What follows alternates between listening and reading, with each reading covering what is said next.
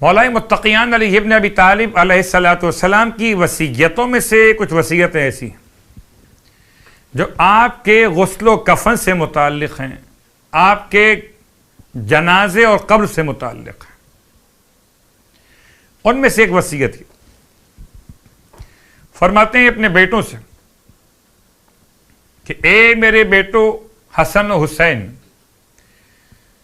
व इज़ा मित्तु, जब मैं दुनिया से गुजर जाऊं तुम मेरे जनाजे को तैयार करना। और देखो, जनाजे को उठाना पीछे की तरफ से, पातीन की तरफ से, सिरहाने से जनाजा खुद ब खुद उठेगा। और जानिबे पुश्ते कूफा लेकर जाना। ये बात याद दिला दूं कि नजफ की तारीख से कदीम तारीख है कूफे की, और जितने नाम नजफ के लिए तारीख ने बयान किए उनमें से एक है ज़हर कूफा भी। ज़हर कहते हैं पुश्त को, पुश्ते कूफा। इमाम फरमाते मेरे जनाजे को जानिबे पुश्ते कूफा, आज के ज़माने के लिहाज से नजफ की तरफ लेके जाना। और जब तुम पुश्ते कूफा की तरफ चलोगे तो एक मकाम ऐसा आएगा मेरे बेटो कि ये जनाजा मेरा आगे की तरफ से, सरहाने की तरफ से झुकने लगेगा।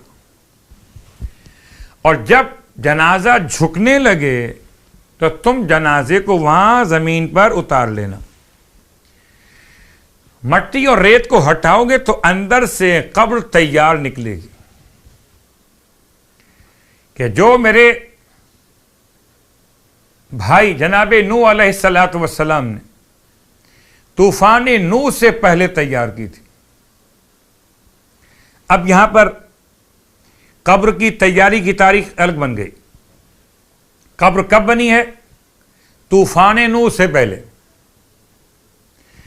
और कब्र बनने के बाद बनाई किसने? जनाब नूह अलैहिस्सलाम ने। क्या मौला की शान है, जिस घर में विलादत हो उसे काबा कहें और उसे दो अंबिया मिलके बनाएं, और जहां दफन हो उससे एक नबी हाथों से तैयार करें। अल्लाह अकबर। तो महद और लहद इतनी मुबारक है कि महद को काबा कहते हैं, लहद को नजफ कहते हैं। महद के मेमार को इब्राहिम कहते हैं, लहद के मेमार को नूह कहते हैं। अल्लाह अल्लाह। शेखुल अंबिया जनाब नूह अलैहिस्सलाम, साहिब शरीयत पैगंबर जनाब इब्राहिम अलैहिस्सलाम। उसके बाद भी लोग इमाम के फजाइल को कबूल करने से क्यों परेशान होते? मैं सिर्फ कब्र की बात कर रहा था। और चलिए, जब कब्र की बात यहां तक आई तो एक बात तो वाज़ेह हुई कि पहले से कब्र खोदी जा सकती है। अब ये बात किसी हद तक बड़ी परेशान कौन थी उस ज़माने में, जबकि हमारे मुल्क पाकिस्तान में ख़ासतौर से शहर कराची में हालात तशय्यो के लिए बड़े खौफनाक रहे थे। टारगेट किलिंग अहले ईमान की हो रही थी। ऐसे में बाज़ लोग कहते थे कि शायद ये जो वादी हुसैन कब्रिस्तान जब से बना है, उनका ख्याल ये था। तो कब्रें पहले से खोद के तैयार कर दी जाती हैं और ये कब्रें मुर्दा मांगती हैं। खुदा के लिए अहले ईमान भी आप, अहले इल्म भी आप, मौला के चाहने वाले भी आप, तो किसी ऐसे के लिए जिसका ताल्लुक बाबे मदीनतुल इल्म से हो, इस तरह की खुराफात को अकीदा बनाना सही नहीं। अगर कब्र खोदी जाने के बाद कब्र मुर्दा मांग रही होती तो जनाब नूह अलैहिस्सलाम तो मौलाए कायनात की कब्र बना चुके तूफान से पहले। तो फिर आपके ख्याल में तो मौला को दुनिया में आना ही नहीं चाहिए था। दूसरी मिसाल कब्र के हवाले से, ये कब्र इमाम रज़ा अलैहिस्सलातु वस्सलाम,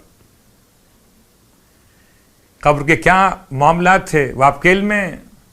तीसरी मिसाल इमाम ज़माना अलैहिस्सलाम कब्र, तो कब्र का पहले खोद लिया जाना। जनाब नफीसा खातून अपने हाथों से अपने घर में अपनी कब्र खोद रखी थी और उस कब्र में बैठकर 6000 कुरान पढ़े थे। तो 6000 कुरान जिंदा थी तो पढ़े थे ना। तो घर में कब्र, इसका मतलब कब्रिस्तान से घर आने में या कब्र की मिट्टी घर पे आने में कोई कयामत नहीं होती। नफीसा खातून, और कसम ब खुदा किसी और की बात करें ना करें मगर हम तो ऐसे दीवाने हैं मौलाओं कि मौला की कब्र की मिट्टी तबर्रुक के तौर पे घर पे लेकर आते। तो सारे कब्रिस्तान की मिट्टी घर पे लाएं कि ना लाएं, मगर करबला मुअल्ला की तुरबत सरकार सैयद शुहदा की खाक घर पे ले आते।